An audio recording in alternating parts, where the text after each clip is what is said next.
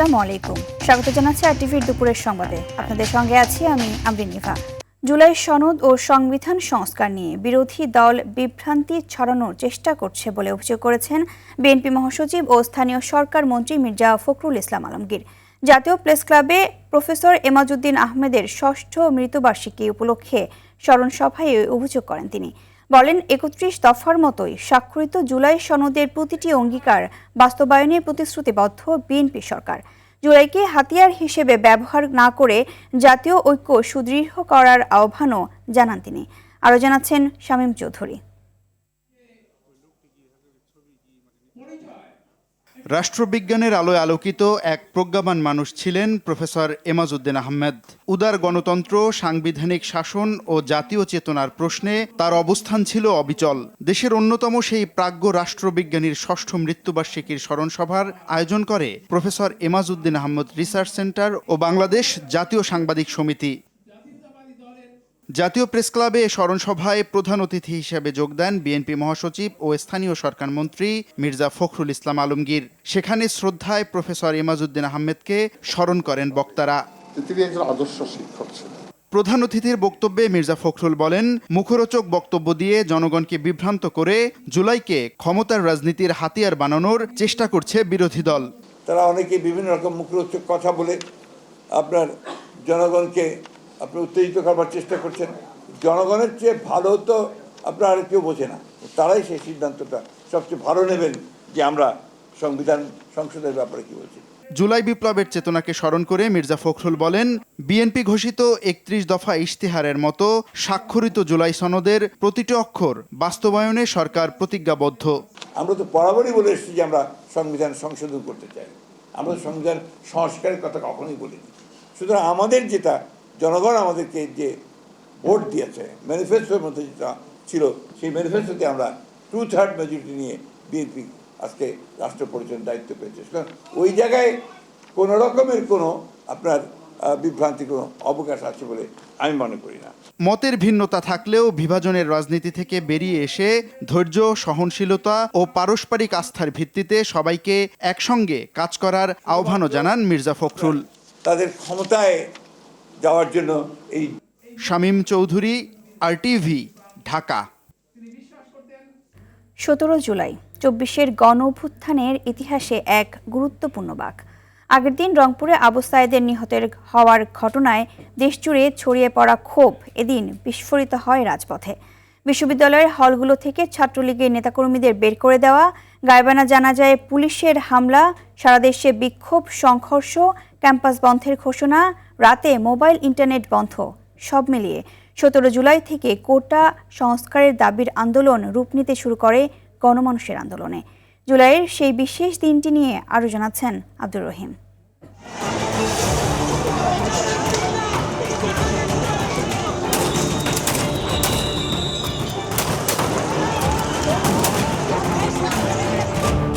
১৬ জুলাই রংপুরে পুলিশের গুলিতে নিহত হন বেগম রোকেয়া বিশ্ববিদ্যালয়ের শিক্ষার্থী আবু সাঈদ। সেই মৃত্যুর খবর রাত পেরোতেই ক্ষোভে ফেটে পড়ে দেশের বিভিন্ন শিক্ষা প্রতিষ্ঠান।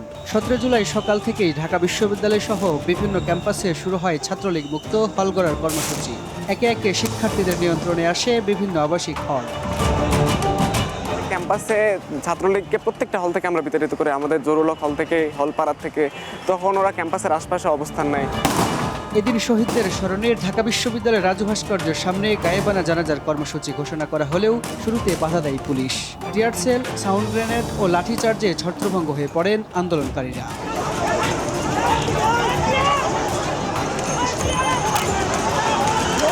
১৭ জুলাই মূলত হচ্ছে জুলাই আন্দোলনের একটা টার্নিং পয়েন্ট ছিল, যেদিন হাসিনা রেজিমের গায়েবানা জানাজা হয়েছিল। যখন ক্যাম্পাসে গায়েবানা জানাজার জন্য কফিন নিয়ে আসা হয়, যখন হচ্ছে সবাই জমায়েত হয়, ঠিক এই টাইমে গায়েবানা জানাজার মধ্যেখানে এখানে পুলিশ ছাত্রলীগ এরা হচ্ছে আমাদের উপর অ্যাটাক করে এবং হচ্ছে টিয়ার গ্যাস হইতে শুরু করে সাউন্ড গ্রেনেড এবং গুলি বর্ষণও করে। সবাই বিচ্ছিন্নভাবে বিভিন্ন দিকে ছোটাছুটি করতে থাকে, অনেকে এইখানে আহত হয় এবং হচ্ছে সেদিনের পর থেকে আমাদের ক্যাম্পাসে হলগুলোকে কিন্তু বন্ধ ঘোষণা করা হয়। পরে উপাচার্যের বাসভবনের সামনে জানাজা অনুষ্ঠিত হয়। একই সময় ঢাকা সহ যাত্রাবাড়ি, রাজশাহী, রংপুর, চট্টগ্রাম সহ দেশের বিভিন্ন স্থানে সড়ক অবরোধ ও বিক্ষোভে উত্তাল হয়ে ওঠে রাজপথ। সংঘর্ষে আহত হন শত শত মানুষ। এটা আর আন্দোলনের মধ্যে ছিল না, এটা তখন গণ অভ্যুত্থানে চলে গিয়েছিল এবং এই গণহত্যার ধারাটা 16 তারিখ থেকে শুরু করেছিল, যেটা 5ই আগস্টের আগ পর্যন্ত, 5ই আগস্টের পরবর্তী সময়, 5ই আগস্টের দিনেও হচ্ছে আমরা এই ধারাবাহিকতা দেখতে পেয়েছি আর কি। দিনের শেষ ভাগে বিশ্ববিদ্যালয় বন্ধ ঘোষণা করে শিক্ষার্থীদের হল ছাড়ার নির্দেশ দেয় প্রশাসন। সন্ধ্যায় জাতির উদ্দেশ্যে ভাষণ দেন তৎকালীন প্রধানমন্ত্রী শেখ হাসিনা। আর রাতেই সরকার মোবাইল ইন্টারনেট বন্ধ করে দেয়। তবে এসব পদক্ষেপে আন্দোলন থামাতে পারেনি, বরং ক্ষোভ আরও ছড়িয়ে পড়ে দেশ জুড়ে। পরদিন কমপ্লিট শাটডাউনের ডাক দিয়ে আন্দোলনে নতুন পর্যায়ে প্রবেশ করে। কোটা সংস্কারের দাবি ছাড়িয়ে আন্দোলন তখন রূপ নিতে শুরু করে রাষ্ট্র ব্যবস্থার পরিবর্তনের দাবি। আর এভাবেই 17 জুলাইয়ের প্রতিটি ঘটনা পরবর্তী গণ অভ্যুত্থানের ভিত্তি আরও শক্ত করে তোলে। আব্দুর রহিম, RTV, ঢাকা। বন্যার পানি নামলেও কমেনি দুর্ভোগ। দেশের বিভিন্ন জেলায় এখন তীব্র খাবার ও বিশুদ্ধ পানির সংকট। কুড়িগ্রাম, সিলেট ও নোয়াখালীর চরাঞ্চল থেকে বন্যার পানি নামতে শুরু করেছে, কিন্তু রেখে গেছে ধ্বংসযজ্ঞ। হাজার হাজার মানুষ ঘরে ফিরলেও নেই মাথা গোঁজার ঠাঁই। নষ্ট হয়েছে ফসলের মাঠ, ভেসে গেছে পুকুরের মাছ। ডায়রিয়া ও চর্মরোগ সহ ছড়াচ্ছে পানিবাহিত নানা রোগ। সরকারি বেসরকারি ত্রাণ পৌঁছালেও তা প্রয়োজনের তুলনায় একেবারে অপ্রতুল। বাড়িঘর পুনর্নির্মাণ এবং দ্রুত পুনর্বাসনের জন্য সরকারি জোরালো পদক্ষেপের দাবি বানভাসী মানুষের।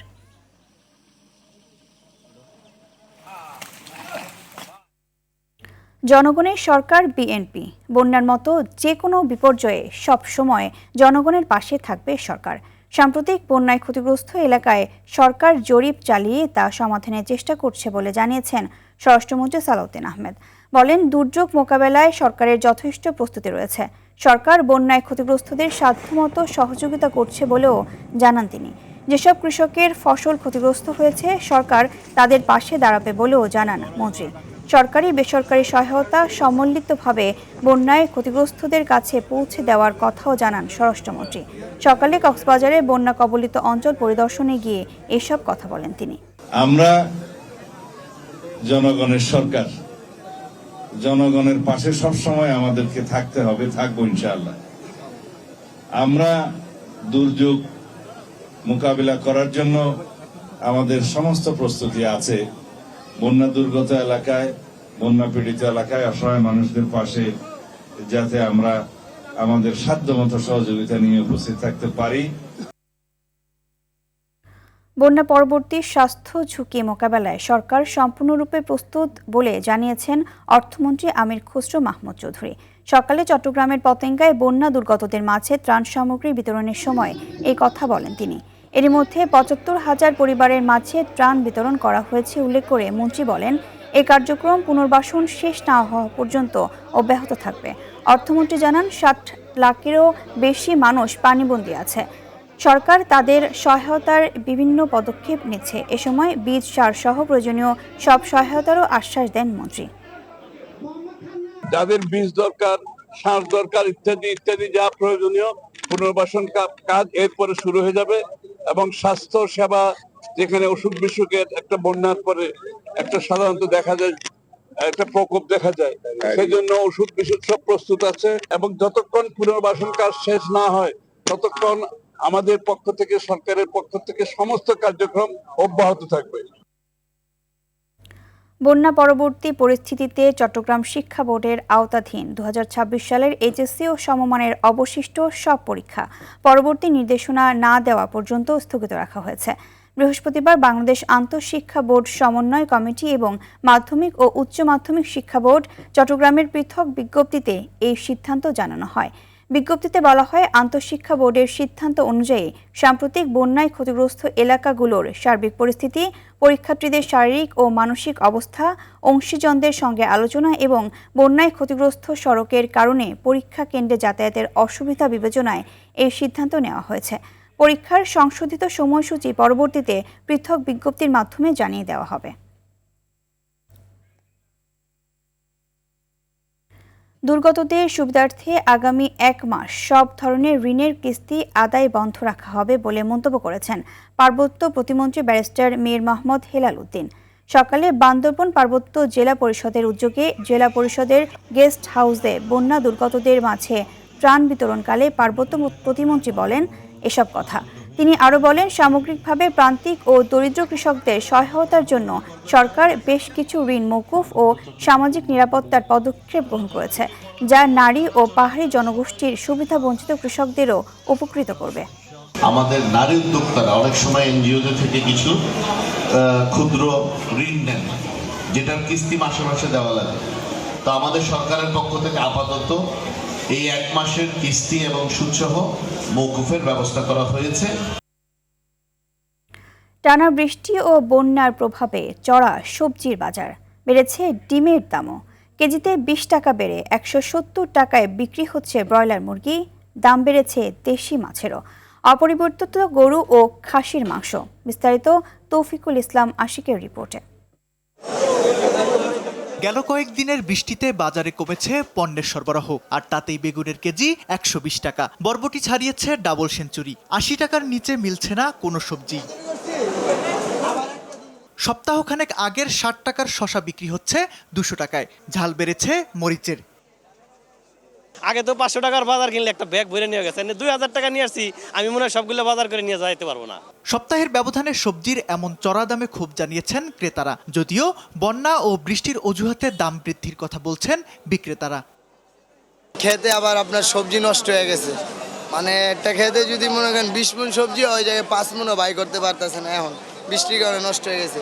আমার তো মনে হয় যে একটা সিন্ডিকেটের বিষয়, এটা অলওয়েজ হয়ে আসছে যে হ্যাঁ একটা দাম হঠাৎ করে বেড়ে গেছে, এটা নামাইতে অনেক কষ্ট হয়। গরিবের আমিষের চাহিদা পূরণের অন্যতম ডিমের দামে পড়েছে প্রভাব। চড়া দামে বিক্রি হচ্ছে ব্রয়লার মুরগি। সাধারণ চাল ডাল ও তেলের দাম না বাড়লেও সুগন্ধি ও চিনিগুড়া চাল বিক্রি হচ্ছে বাড়তি দামে। মিনিকেট যেটা রেগুলার চলে 28 যেটা, এটা এখন কমে, যেমন আপনার 28 49 টাকা 50 টাকা চলতেছে। বাড়তি দাম হচ্ছে চিনিগুড়া যেহেতু এক্সপোর্ট হচ্ছে, এই জন্য একটু বাড়তি চলছে। তেল আগে 975 টাকা বডির ছিল, আমরা 970 টাকা বেচতে হইতো। এখন রূপচাঁদা 970 টাকা, আর বসুন্ধরা ফ্রেশ স্টারশিপ এগুলো 960 টাকা বেশি আর কি। আমরা বন্যায় নদী ও হাওরের পানি বৃদ্ধির প্রভাব পড়েছে দেশি ও নদীর মাছে। ক্রেতাদের প্রত্যাশা, সবসময় বাজার নিয়ন্ত্রণে কার্যকর পদক্ষেপ থাকবে কর্তৃপক্ষের। তৌফিকুল ইসলাম আশিক, RTV, ঢাকা। পুরান ঢাকা তিলোত্তমা নগরীর এক জীবন্ত শহর। ইতিহাসের মহাকাব্যের দেয়ালে দেয়ালে লেখা আভিজাত্যের প্রতিচ্ছবি। সরু গলি, পুরনো ইটের দেয়াল আর ভাঙা খিলানের ভেতর আজও লুকিয়ে আছে শতাব্দীর গল্প। যত্নহীনতায় মলিন বসতি, হারাতে বসা এসব স্মৃতির গল্প নিয়ে আজ প্রথম পর্বে থাকছে বুড়িগঙ্গার কোলঘেঁষা আর নদীপথের বাণিজ্যের স্মৃতি বুকে নিয়ে দাঁড়িয়ে থাকা লক্ষ্মীভিলার গল্প। শতবর্ষী এই ভবনের বাস্তবতার ছোট্ট নথি থাকছে শাকিলা করিমের প্রতিবেদনে। ছবি তুলেছেন নাজমুল হাসান সাইমন।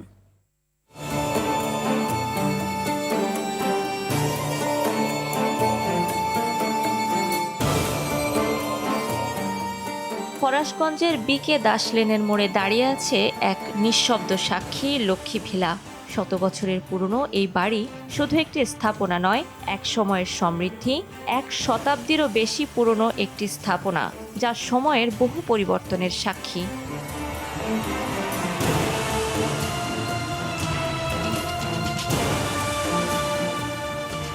বিগত শতকের শুরুতে ব্যবসায়ী বসন্ত কুমার দাসের সমৃদ্ধির প্রতীক ছিল এই বাড়ি। ইট, শাক আর কাপড়ের ব্যবসায় অর্জিত সাফল্য যেন ভবনের প্রতিটি ইটে গাঁথা ছিল। দেয়ালগুলোতে ছিল জীবনের উচ্ছ্বাস, ছিল ব্যস্ততার শব্দ।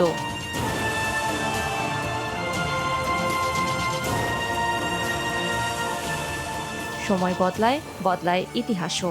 1947 সালে দেশভাগ বদলে দেয় এই বাড়ির ঠিকানা, বদলে দেয় এর পরিচয়। সম্পত্তি বিনিময়ের মাধ্যমে নতুন মালিকানায় যায় লক্ষ্মী ভিলা।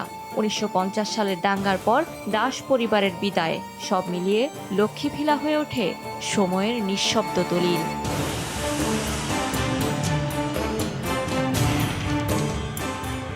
সময় কেটেছে অবহেলায়। হেরিটেজের অংশ হিসেবে বাড়িটির সামনের অংশ মেরামত করা হলেও পেছনের অংশের দৃশ্যে এখনও দেয়ালে ফাটল, ক্ষয়ে যাওয়া কাঠামো আর নিঃশব্দ ভাঙনের চিহ্ন স্পষ্ট।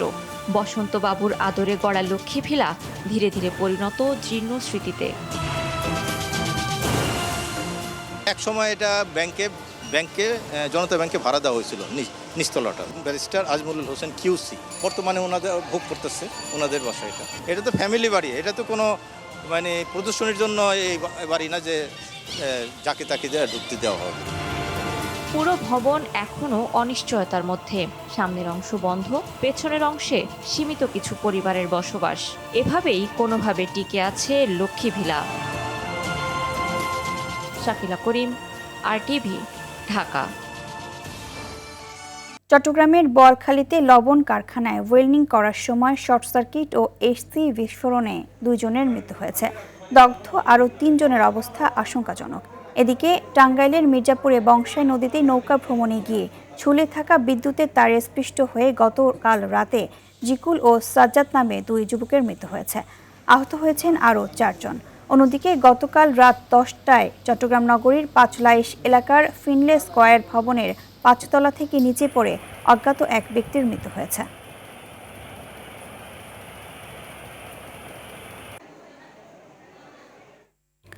চট্টগ্রামের পর্যটনকে বিশ্বমানের গন্তব্যে রূপান্তরের লক্ষ্যে অনুষ্ঠিত হলো আমা কফির দৃষ্টি বিজনেস আইডিয়া কন্টেস্টের গ্র্যান্ড ফিনালে। নগরীর একটি রেস্টুরেন্টের প্রধান অতিথি হিসেবে উপস্থিত থেকে 14তম আয়োজনের বিজয়ীদের মধ্যে পুরস্কার বিতরণ করেন সিটি মেয়র শাহাদাত হোসেন। প্রতিযোগিতার টাইটেল স্পন্সর ছিল আবুল খায়ের গ্রুপের অন্যতম ব্র্যান্ড আমা অথেন্টিক ব্রাজিলিয়ান কফি। গত 3 জুলাই চট্টগ্রামের 12টি বিশ্ববিদ্যালয়ের 36টি দলের অংশগ্রহণে শুরু হয় এই প্রতিযোগিতা। কয়েকটি বাছাই পর্ব ও উপস্থাপনা পর্ব অতিক্রম করে 4টি দল গ্র্যান্ড ফিনালেতে জায়গা করে নেয়। পরে চট্টগ্রাম বিশ্ববিদ্যালয়ের বেবি শার্ক দলকে বিজয়ী ঘোষণা করা হয়।